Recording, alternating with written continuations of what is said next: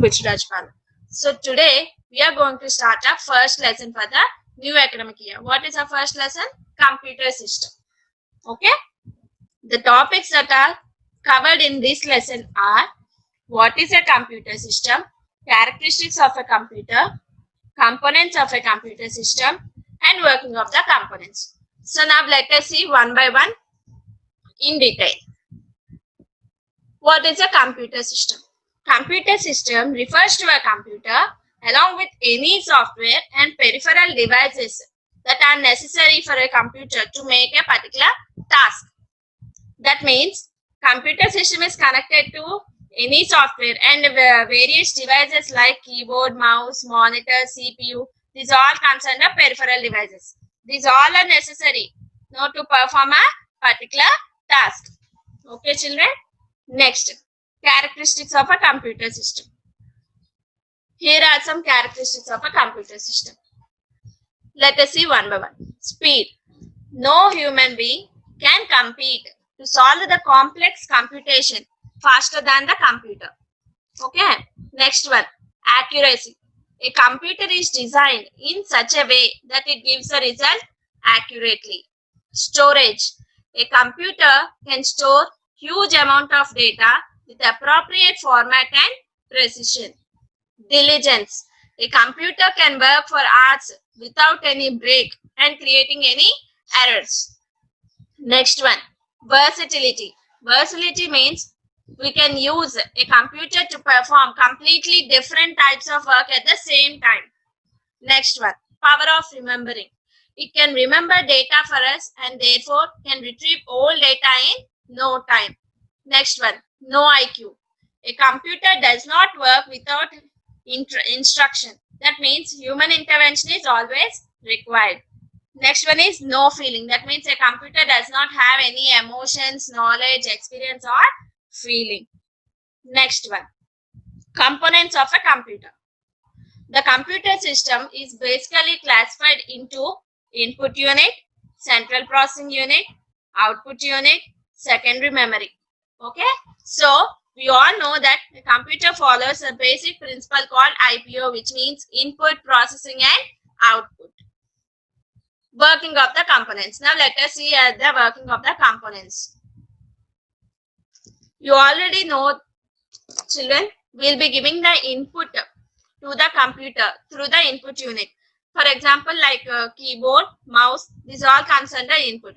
So we are giving the data as an input to the computer through input unit, and it is being processed in the CPU, and the result is shown through the output. Output like monitor or a printouts. Okay. Next one. While this process is going on, there is one particular unit called internal storage unit, which is particularly responsible for holding the input data that we have given and whatever the process is going on. For example, intermediate results and the output results are also held by this storage unit. Okay. And it will be providing to us whenever we require that particular data. Next, in case if the data that is processed is needed for the future reference, that can be stored permanently using secondary or auxiliary memory.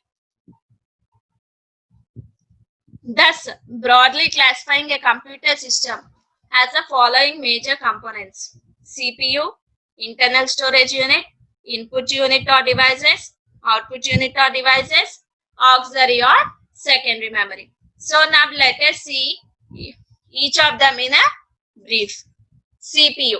CPU means what? Central processing unit. This central processing unit contains ALU and CU. Now let us see what is a CPU. CPU means it is a microprocessor that is responsible for processing of data. You all know that. And this particular CPU consists of three parts: control unit, arithmetic logical unit and internal storage unit. What are the three parts? That is, the CPU consists of control unit, arithmetic logic unit and internal storage unit. Each part has a specific function. Each part of this has a specific function. The CPU is connected to a motherboard. You already know that CPU consists of a motherboard.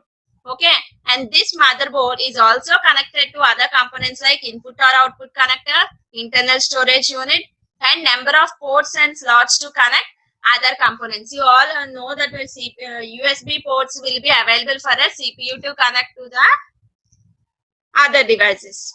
Next, ALU of a CPU is responsible for performing all calculations, both arithmetic and as well as logical. So this unit consists of two subsections, namely arithmetic unit and logical unit. Arithmetic unit is responsible for performing arithmetic operations like addition, subtraction, multiplication and division. Whereas logical unit, it is used to perform logical operations such as comparing, selecting, matching and merging of data. Last one, CU. CU means it is a control unit. So it will be containing a circuitry that uses electrical signals to direct the entire computer system to carry out or execute the stored program instructions.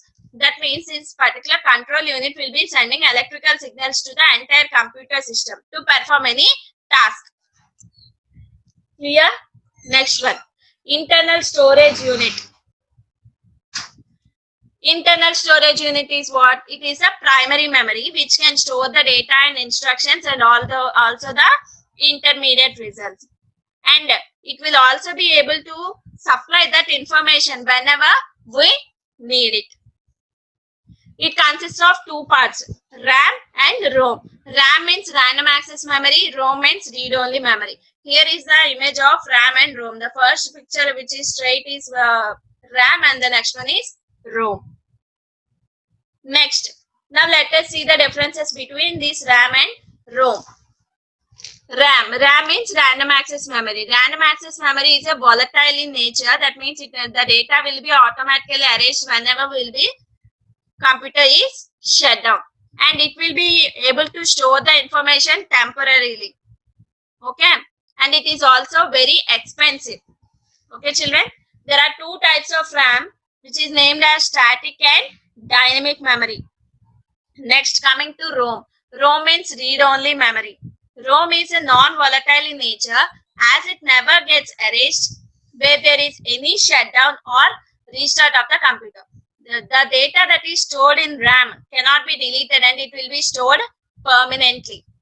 And RAM is not that much expensive when compared to, ROM is not that much expensive when compared to RAM. And there are three different types of ROM, PROM, EEPROM and EEPROM. Hope you understood today's class, children. The remaining topics will be covered in the next video.